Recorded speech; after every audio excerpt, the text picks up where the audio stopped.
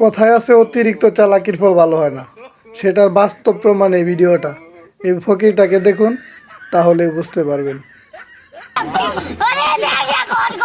ভাই 50 টাকা পড়ে গেছে। 50 টাকা। আচ্ছা আমি খুশি হয়ে তোমার এই 50 টাকা দিলাম আর 50 টাকা দিলাম। যাও ভাইয়া ভাইয়া, আপনার 100 টাকা পড়ে গেছে। 100 টাকা পড়ে গেছে। যাও আজকে তোমার খুশি হয়ে 100 টাকা দিচ্ছি, আরো 100 টাকা দিতেছি আমি। নাও যাও। 50-এ 100, 100-তে 200, দাঁড়া তোর মুরগি বানাইতেছি।